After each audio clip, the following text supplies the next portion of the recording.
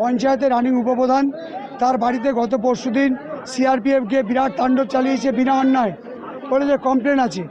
আজকের ভোট হচ্ছে, সেই প্রদীপ দাস এজেন্ট হিসাবে দীর্ঘ 4 ঘন্টা ঘরের ভিতরে বসে পিসফুলি ভোট হচ্ছে এবং ওখানে সিসিটিভিও আছে, আপনারা দেখতে পারেন।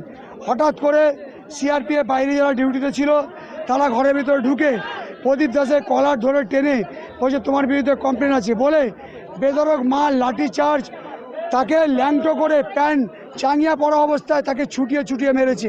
একটা জনপ্রতিনিধি, একটা দলের উপপ্রধান, একটা এজেন্ট তাকে মারধর করে আর বলছে যে আমরা মোদির বাচ্চা, আমরা সেন্ট্রাল গভর্নমেন্ট মোদি পাঠিয়েছে, বিজেপি সরকার যা বলবে আমরা তাই শুনবো, তোমাদের মারতে বলেছে আমরা মারবো।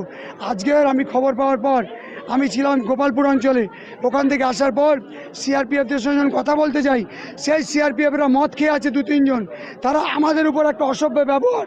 তখন এলাকার মানুষ ঘেরাও হয়ে এইখানটায় বসে যায় এবং বলেছে যতক্ষণ না এই সিআরপিএফ এখান থেকে যাবে তার বিরুদ্ধে আইনত ব্যবস্থা হবে, ততক্ষণ ভোট হবে না।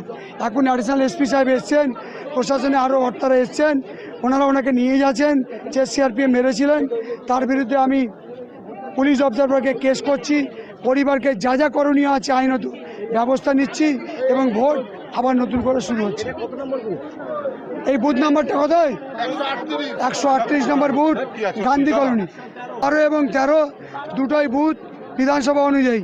সেই বুথে প্রদীপ দাস ছিল, শম্ভু দাস পাশের মেম্বার, এবং তাকে ভিতর থেকে বার করে মারতে বাইরে এনে তার জামা প্যান্ট খুলে দিয়েছে বেচারা। মানে কি বলবো, লজ্জা ঢাকানোর জন্যে। মোটা লোক, অসুস্থ, কোমরে অপারেশন, হয়তো তিনি হসপিটালে ভর্তিও আছেন।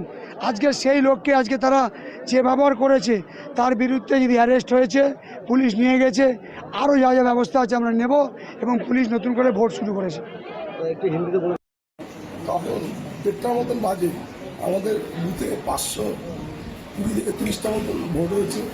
হঠাৎ একটা সিআরপিএফ জওয়ান এসে বলছে যে প্রধান কনে, আমি বললাম এখানে প্রধান কেউ নেই।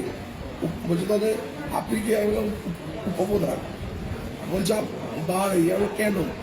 বলছে আপনার নামে কমপ্লেন আছে, আপনি লোককে বলছেন 1 নম্বরে ভর্তি। আমি বললাম স্যার দেখুন, ভিতরে যারা আছে অফিসার, আপনি তাদেরকে জিজ্ঞাসা করুন। অফিসার বললো যে না স্যার, আমার ভিতরে কোনো সমস্যা হয়নি। তারপরও আমার বলছে যে এই সরকারের খেয়ে দিয়ে সার হয়েছে বলে আমাকে এনে বাইরে এনে অন্যায়ভাবে আমাকে মারধর। কতজন মিলে মারধর করলো? একজন মহিলা আমাকে মারধর করলো। আপনার অপরাধটা কি? আমি নিজেই জানি না কিছু, মানে আচরণ। ভিতরের যে ভোট নিচ্ছে অফিসার, সেও বললো যে আমার বুথে কোনো রকমের সমস্যা নেই, তারপরও আমাকে এনে ইচ্ছা করে মারল। কি চাইছেন? আমি চাইছি উনি যাতে এর শাস্তিটা পায়। সাধারণ মানুষকে এইভাবে মারধর করা, মানুষকে ভয় দেখানো, উনি চাইছিল যাতে আমাদের বুথে ভোটটা না হয়।